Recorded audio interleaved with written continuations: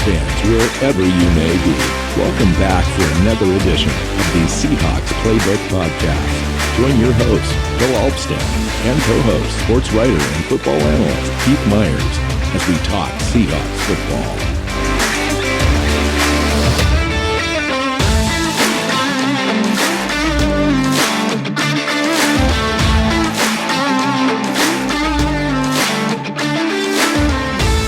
Hey Seahawks fans, welcome back to another edition of the Seahawks Playbook Podcast. I'm your host, Bill Alvstad, sitting down with Keith Myers. Welcome in, Keith. Yeah, so today's a big show for me in that we're talking about the offensive line. This is our offensive line, like kind of position group preview as we kind of roll through this now that the draft is done, free agency is just about done. So we're kind of just looking at the state of the roster, and nobody cares about offensive line apparently except for me. So I get to enjoy this show, and everyone else has probably already turned it off. So I think that more people are going to like this show and like the offensive line this year because it's all about the left tackles, left tackle and the right tackle we chose in the draft. Yeah. Some new additions to and new life to the offensive line that's been kind of the Achilles heel of the offense for some time now. And I kind of like the direction, just as an overall direction of the offensive line. I'm still a little concerned about offensive center as we move through this show. We'll probably have that conversation, but yeah, good to be here. It's been a little while since we've recorded, so I'm anxious to kind of get this thing going. Where do you want to start?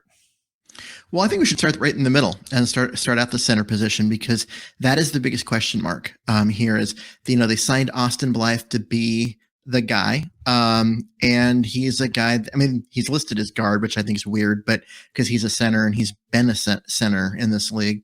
But he is the guy they signed to be the starter, but he didn't play much last year. And at 29, he with some injury history, like there's some reason to, be a little worried there.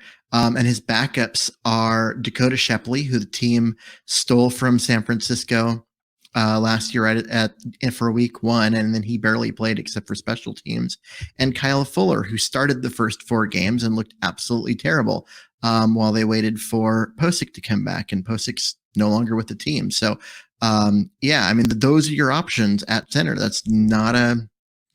There's no one there that's like, hey, and that's who we're going to hang our hat on. There's a lot of question marks and no answers. No wonder you wanted to start there, because that's about as bleak as it gets. Mm-hmm. We can only go up from there. I still think that Pierre-Olivier Lestage, despite being listed as a guard, it has the skills and talent. He's physically a guy that should be playing center, and I would love to see him get center snaps in camp and get a chance to take that job. You would think with his athleticism and so forth that they would have him plugged in there, and possibly he's kind of on their ghost center roster.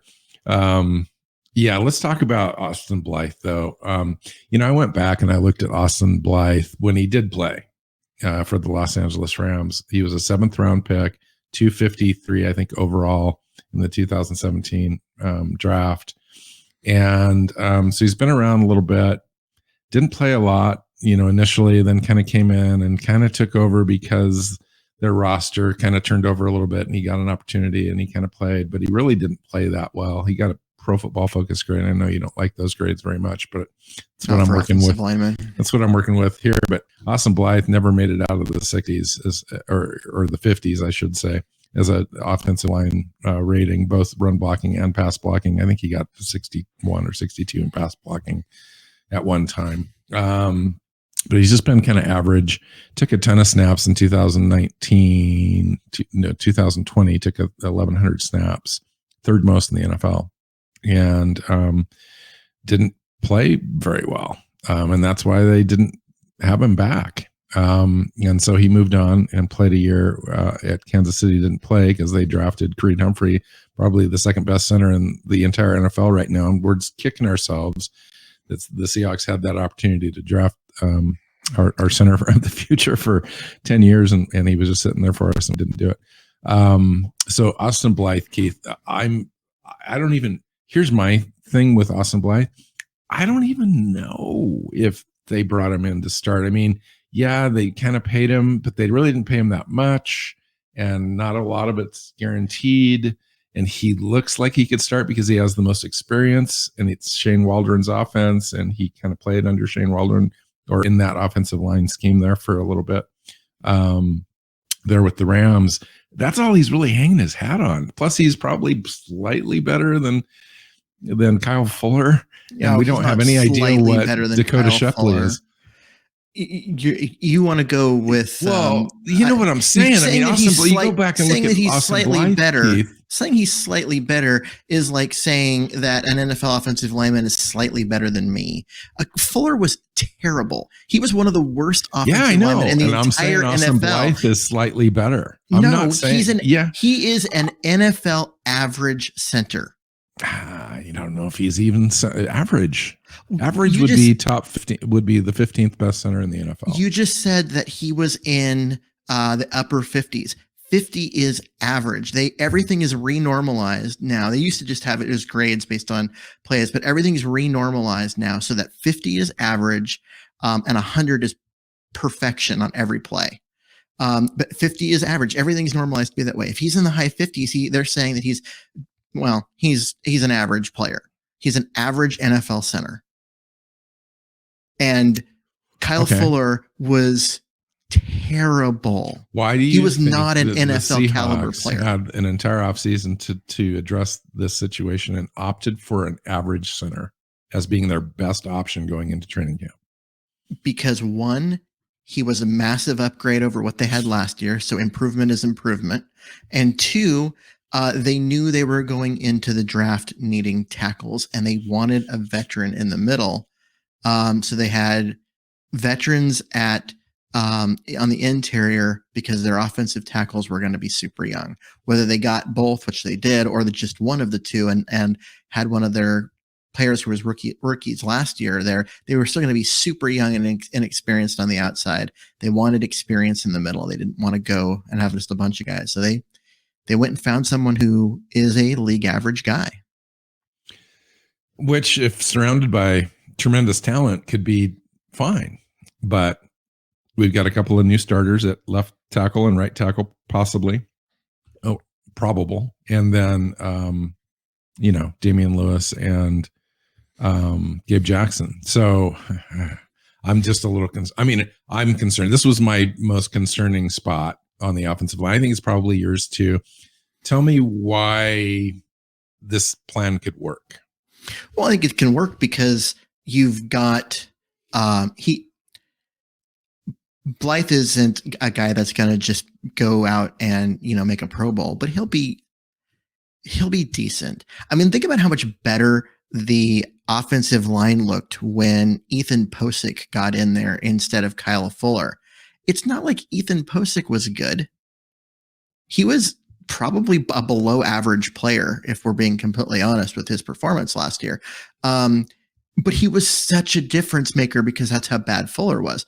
We're looking at Blythe as being a league average guy. He's actually going to be an upgrade from Posick. If the two of them, if he plays as how he has his entire career, he will be better than Posick was. I think he could possibly be a better pass blocker than Posick, but I don't know that we can get there with the run blocking, but maybe I'm wrong. Not like Posick was a good run blocker. So where are Austin Blythe's deficiencies? Where are we going to notice issues most with Austin Blythe? Well, what you're going to notice is in some of the ways that with Posick, it's going to be similar, where he's going to get outmuscled at times. He's undersized. He's a little undersized. And so he's going to get outmuscled at times, and he's going to need help. The guards are going to have to help him with the better nose tackles in the league, but that's nothing new for Seattle. It's nothing new for these particular guards. I mean, they played next to Posick next year. He's a guy that moves well. So he'll be good for as they switch from an inside zone to an outside zone scheme. He moves laterally well, and I think they can get a lot out of him that way. But if you're asking him to block straight ahead and push guys backward, he's not the guy. But I don't think they're going to require that from him in this scheme. I agree with that. So let's finish up the center position with Kyle Fuller and Dakota Shupley. two players that we don't know much about, although we do know about Kyle Fuller and the fact that he's just not able to be a pro in the NFL on any level. And I'm not exactly sure why the team invited him back. Do you have any idea? Because he's practically free and he played with the team last year. So he's got experience in the offense. That was his qualification. He's got experience in the offense and they pay him nothing whatsoever. And so why wouldn't you bring a guy? You got complete control over him. None of his contract is guaranteed. You can cut him at any time and not pay him a dime. And even if you do decide to keep him around as your backup, you're paying him the absolute minimum you can play player in the NFL. So there's no reason it seems not like to. with Kyle Fuller and Dakota Shupley, there would make sense for the team, given the glut that we do have at the guard positions, which we'll talk about here in a second, to maybe possibly move Bill Alvstad over to that center spot. Let him get some snaps, see what you've got in him. Mm-hmm. I mean, and it's when they drafted him, they talked about him, possibly, moving to center and that, and they didn't do it last year. I think they wanted him to just acclimate with one position and not try and learn multiple. But now that he's been in the league for a year, he's got to be a candidate to move over. That's who he is. Like that's his thing. I know the other player that the team has used in practice as a center at times was Phil Haynes, but the way his body type is and his size at 322, he's a guard, and I think he needs to stay at guard, and I think the team believes that too. But he can be an emergency center if they decide that they don't want to keep all their other kids around, and they want to have like Blythe and one other. Yeah, and there's always the chance that the team looks outside of the organization to beef up that spot before training camp ends. Yeah, Shupley wasn't on the roster until after training camp. So where do you want to go? Well, I think if we just move over to guard and both sides, like you already mentioned, Damian Lewis, who is a 2-year starter going into year 3 in the league at 25, had a fantastic rookie year, struggled a bit at times last year as he battled injuries, but wasn't bad even with the injuries. So he's kind of entrenched there at left guard. And then at right guard, you have the former Pro Bowler in Gabe Jackson. He's 30. He's the old man of the offensive line. 6'3", 335, big guy, great pass blocker. Not known for his run blocking, although he looked really competent as a run blocker last year. And he was easily the best offensive lineman on the team last year. So how do you feel about the starters? I like the starters. I think that's it. The starting guards is one of the strengths of this team. There's been some chatter, not a lot of it, but a little bit, about the team moving on from Gabe Jackson in some sort of post-June 1st cut scenario to save some cap. Don't know why. And then moving Damien Lewis back over to the right side and getting somebody else to play left guard, possibly Phil Haynes. Why would you have made that trade a year ago to bring in a guy of Jackson's caliber just to turn around and cut him? Because you were still in win now mode last year, and Russ was making some noise about improving the offensive line. Yeah, and you improved your offensive line, and then you made some other things to improve it more. If they do that, fine. It's because they're trying to get young, because they know that this is a lost season and they're not going to do anything anyway. But he's your best offensive lineman, and to just cut him for the sake of cutting him and not try and at least wait till after June 1st and then trade him for a draft asset, because he's still a very good player and he's only 30. You could get something for him. It's not like his contract is crazy either. No, I agree. And I would rather stick with the Damian Lewis experiment at left guard and keep him there another year and see how that goes, and keep Gabe Jackson there. I think this gives us the best opportunity for continuity as well. What's behind these guys? So behind them, I mean, we already mentioned Phil Haynes as a guy that move around. He's a guy that when he was drafted, he looked like he was a Seahawk. I mean, he's a guy that was a ready-made run blocker who can maul people, but needed to work on his pass block. And you're like, okay, that's the old Seahawks. But then he battled injuries his first couple of years and really had a hard time getting on the field. And eventually they kind of shelved him, brought in Jackson and haven't really given Haynes a chance to make an impact. He's back. He's, going into his fourth year at 26. This is kind of his make or break year in the NFL. And so he's going to be the third guard, if you will, a guy that can back up both sides and may be asked to occasionally back up center if they run into some injuries and stuff. Behind that, things get a little dicey. You've got Lestage, who we already talked about, but he's more of a center and he's undersized. And you've got Shamarius Gilmore, an undrafted rookie, who's also very undersized. He's only 301. And those are your other backups at guard. So you're really looking at a situation where if they do something with Jackson, they're probably when they're doing that, they have someone in mind that they're bringing in to replace him. And because right now there's not a lot of depth. If one of your three main guys, being Lewis, Jackson, and Haynes, gets injured, you don't have much. You're probably looking at taking one of your tackles, or looking at Kyle Fuller to move over to guard. God.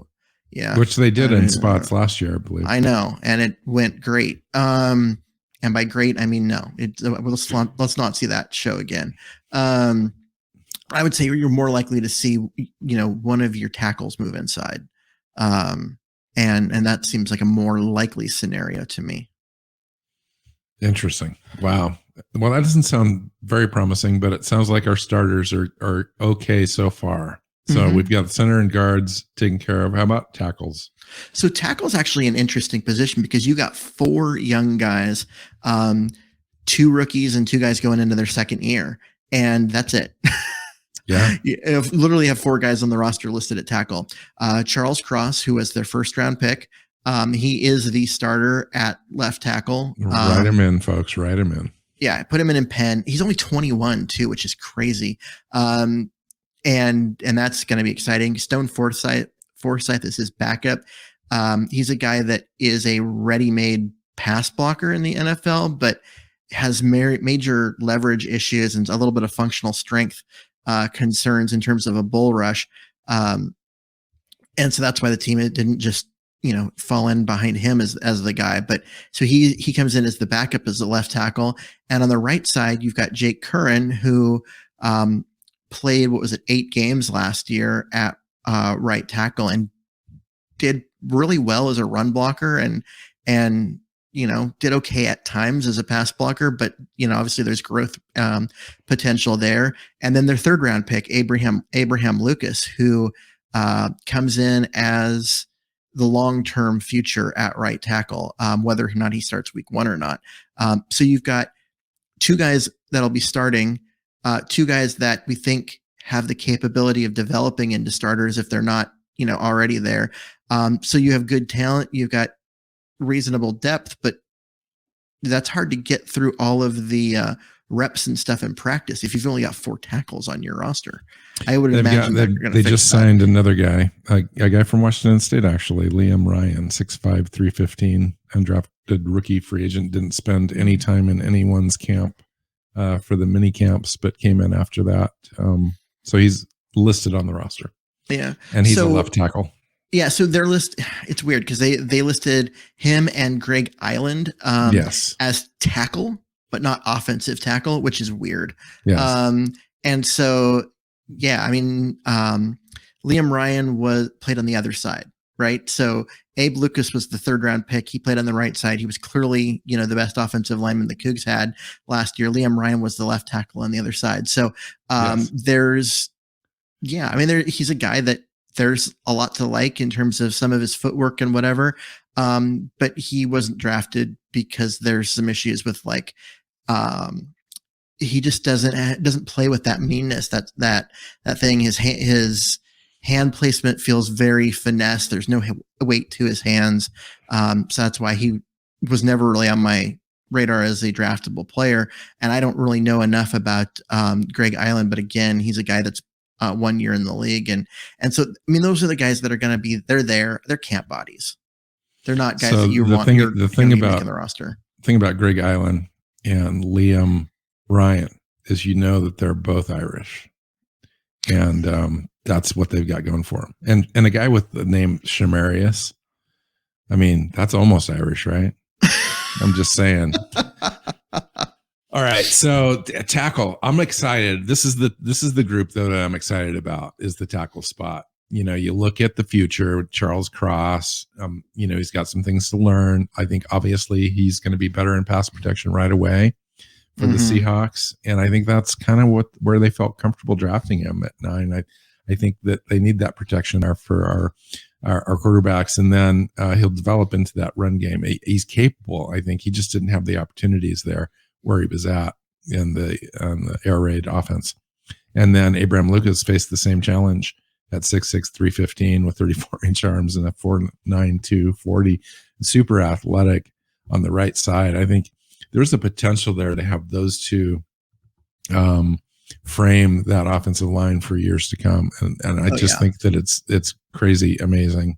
To get both is just incredible. And the skill that's there, the pure talent that, you watch offensive linemen, one of the things one of the things I always look for is how quick they move their feet. And they do so in control and with balance. And both of these guys have elite feet for just, for NFL players. And it's hard to find guys like that. You look at Jake Curran, who played pretty well last year.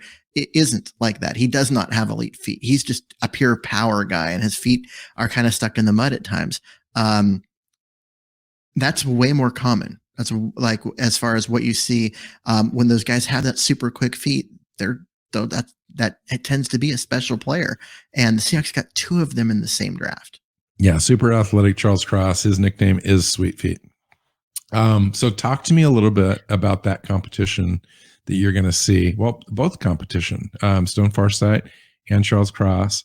I know that Charles Cross is kind of penned in there as the starter, but let's talk about that a little bit. And then Abraham Lucas and Jake Curran, probably one of the most contested battles that we'll see in training camp.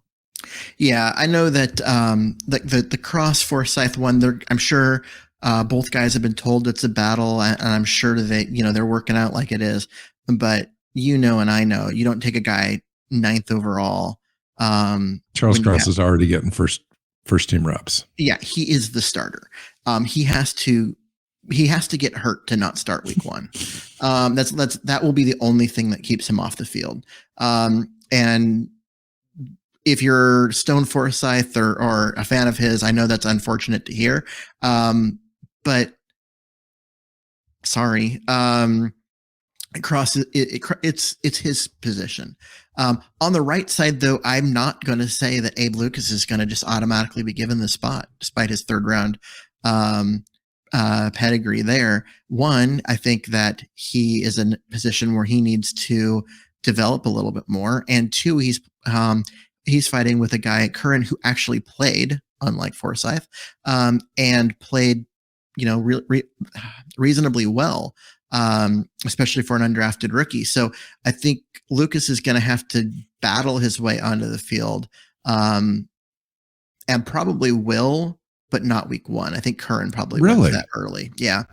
You don't see Abraham Lucas or Abe Lucas winning this battle in the first couple of weeks of training camp. I think that because of the running game stuff and Lucas's inexperience in the running game, and they're not going to want to have 2 rookie offensive tackles who can't run block on the field at the same time. I think that's going to be the difference. And so Curran's going to get an opportunity to play while Cross, gets through some growing pains, and then, they'll work Lucas in there. Interesting. I can see that strategy. The thing at guard, because of the lack of depth and stuff there, Jake Curran's the guy who would move inside. And so if one of the guards gets hurt, one of the guards gets hurt, especially if it's on the right side, since that's Curran's a right tackle. If it's Gabe Jackson on the right side, I honestly think Jake Curran would come in, move inside to the right guard spot, and so you'd have Curran next to Lucas on the right side of the offensive line. I think the team could do far worse than that. I mean, if you're going to put your best 5 offensive linemen on the field, and you need to figure out how to do it. And sometimes that means moving a guy down. If you're going to put your best 5 offensive linemen on the field, does that mean that you put Damian Lewis at center? He did it for 1 game as a rookie. Yeah, he did. I mean, it really depends. It depends, Keith. That's a great question. And I think it would depend on what your plan is, what your long-term plan is, what your continuity plan is for this team. Do you want these players to grow in their roles where you traditionally want them, or are you solving a problem for this year or the first half of the year or something because of injury? So I would say, while that's appealing, I think on the balance, Austin Blythe at center with Damian Lewis over at left guard, and our starting scenario seems to be the best way to proceed. But so where are your starters? So Austin Blythe at center, Damian Lewis at left guard, Charles Cross at left tackle, Gabe Jackson right guard, and then I want to say Jake Curran at right tackle week 1, and by week 8 it's Abe Lucas. Yeah. And once Lucas takes over, it's his job forever. Yeah. And the worst thing about Jake Curran is I think he's a good player, able to start somewhere in the NFL, and he's just gonna have to figure it out, in the next couple of years, maybe a tradable asset for the Seahawks. Or they move him inside to guard. He's 24 and makes nothing, and Jackson is 30 and well paid. So it might be one of those things where once the 2 tackles get their feet wet and are ready to be starters next year, that you can have Curran slide into guard and be that right guard for you, where you have a younger, cheaper offensive line. Interesting. So is there any chance that Stone Forsythe moves around between the tackle spots? I think he is your swing tackle. He's the guy that can play both sides. And he will be the primary backup on game day because he can play both sides. Yeah. Interesting. Wow. Yeah, we kind of cruised through this. Is there anything else you want to talk about? With this group, I got to say it's really young. Other than Gabe Jackson, there's no one here with more than 2 years experience. Austin Blythe. Okay, you're right. Blythe is there. I was thinking I wasn't thinking of him. Everyone else that we've talked about, the most experienced person is Damian Lewis. Yeah. Who has 2 seasons under his belt. This is a really young group. They are going to make mistakes and they're going to look terrible at times. But it's a very talented. So let's talk about that, what that looks like to you. Let's talk about what terrible looks like to you and what that does to games, what that does to quarterback play, how that translates to opportunities for the offense or not having opportunities. When I say they're going to look terrible at times, it's going to be communication problems. You're going to have guys blocking no one while other defensive linemen or linebackers get through untouched. You're going to see things like that happen because guys they're not getting to the right spot. They lose track of who they're supposed to be blocking. If 2 people block one guy and nobody, blocks the other, there's going to be situations like that where they're going to get our quarterbacks killed. But there's also going to be times where because they're so talented, there's going to be stretches where athletic, where that offensive line is going to look really good, and they're going to make a couple of mediocre quarterbacks look like reasonably good players. And to me, that's why you start Abe Lucas day 1, because I think by week 8, you start him at week 8 for the first time. He's at like the equivalent of being week 1 for him. If you start him at week 1, by week 8, he's already in flow in the season, and the entire offensive line is in sync and starting to work together and really kind of creating a nice little, overall unit. And if I think if you wait, you kind of stunt that a little bit. Yeah, but I think it's also if you how much killing do you want? If you're playing two rookie offensive tackles that can't run block, and you can't do anything. Then yeah, your offense is going to do nothing the first few weeks. And how much development are you giving Cross if you are 3 and out every series because you can't run the ball more than 2 yards at a crack? And you know what I mean? So I think that's why they go with Curran, is because it gives them an opportunity to establish a run game and have more convertible third downs, keeps everybody on the field more. Yes, right. And that's so you're not stunning anybody. Yeah. So I think they go with Curran for a bit while they get Cross's feet wet. And then once he's kind of settled in, then you see Lucas come in. And does it stunt his growth a few weeks? Sure. Does it matter long-term? Not at all. In terms of Lucas, because it's not a matter of how good can you get him this year. It's how ready can you have him be for next year? Because this year is about developing these young players. It's not about trying to win right now. Why you pay Keith Myers the big bucks, because of that insight right there. Yeah, I wasn't quite there, and then you brought me around and put me in my place. That was excellent. That's why we appreciate you, man. I didn't put you in your place. Terrible. No, I agree with that. I think, I won't hate it either way, whichever the team decides. I mean, maybe Abe Lucas is ready to go day one. I mean, it's totally entirely possible if he beats out Jake Curran, and this is going to be the most hotly watched and contested spot on the entire roster, and Abe Lucas is able to go get it.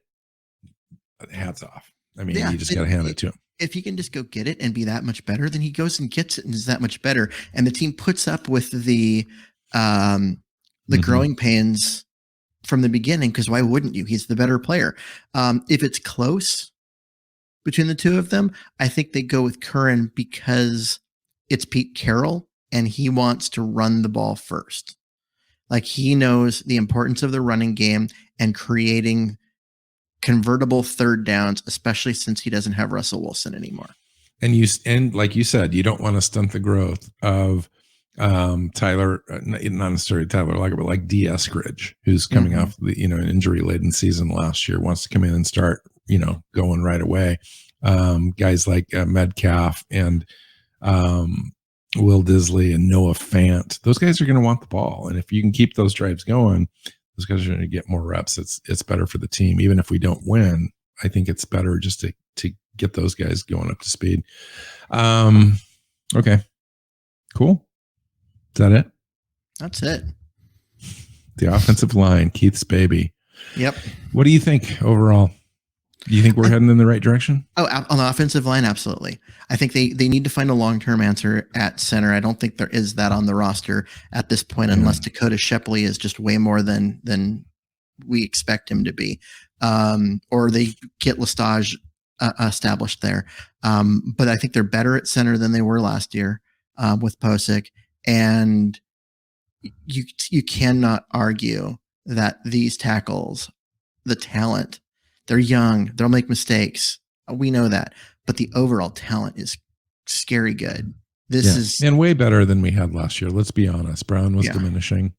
Yep. That's why he's not back now. That's why he's not on any team right now. He's older. Correct. And Shell was just an average level player. He's just a placeholder. So he had a few really good weeks in a row at the start of the season a year ago, now 2 years ago, his first year in Seattle. Then he got hurt, came back, and just never found that magic. And then last year was mediocre, and then ended up on the bench so Curran can play. Yep. Yeah, I'm looking forward to it. I mean, this group has quite a bit of potential, but you're right. It's just so young and so raw. Young. It's just, it's just one of those things. But I think we've got a really good young offensive line coach. And they got rid of the Mike Solari this year, and they made that little transition. I think that helps as well. He really identifies with the players. He understands those guys. He gets right in there, communicates very well with them. I think this offense, the scheme itself suits this set of players. much more than our old system. And so I think now in year 2, we've got all the personnel, we've got the running backs, we've got the quarterback, we've got the offensive line that Shane Waldron really kind of wants to put it all together to kind of see what it's all about, how it runs at its most efficient ability. And so I'm kind of excited a little bit. I know that we're thinking. I disagree with the one sentence there. I know he's got the quarterback. Yeah, because he doesn't have the quarterback. Well, I think maybe, and I'm gonna ride this theory until it's proven incorrect. In that, I think Pete Carroll is onto something when he said, "I want a point guard type quarterback in this system," and I think that he's trying to look for that. And if one of those two guys in the competition comes out ahead and we start I think this team could actually be better than people are talking about, because the offense and defense talent deficits aren't as great as they were last year. I think we've actually improved in every spot except quarterback. And I think that I just think that we could be a 7-9 win team with this offense and this defense with a placeholder level quarterback. I'm not saying that that's the answer long term or whatever. I'm just saying I think that we can have more wins. I don't think they're there yet. Yeah, I don't think they're there yet because the talent is there, like at offensive tackle, but the experience isn't. And the mistakes that will be made, the penalties, the screw ups will destroy drives, and that will cause them to lose games that were winnable. A year from now, when those guys are better, then this roster is good enough to win those games with a mediocre quarterback. But this year they're so young. I don't think they are. I think you're going to have enough mistakes by the talented but young guys that you're going to see winnable games not be won, and because you don't have the quarterback play to overcome it. Yeah, I mean, you're right on both those accounts. So we'll see. We'll see. The prediction show will be very interesting this year. It will be very interesting this year. It's a long way off because we're only into June now, but it's going to be. I'm starting high in June, and you're starting low. I want to see if where I we can end pull up. you up a little bit, and if you pull me down a little bit. We'll see. Yeah. All right. Find Keith on Twitter at Myers NFL. You can find me at NWC Hawk. The show is at Hawks Playbook on Twitter. Seahawksplaybook.com is the website. Find us on your favorite podcast platform and YouTube. Make sure you tell your friends and family and hit the subscribe button. So until next time, go Hawks. Hawks. Seahawks Playbook Podcast listeners, thanks for joining us for another edition of the show. You can find us on Twitter. Bill is at NWCHawk, Keith is at Myers NFL, and the show is at Hawks Playbook. You can listen and subscribe to the show at SeahawksPlaybook.com.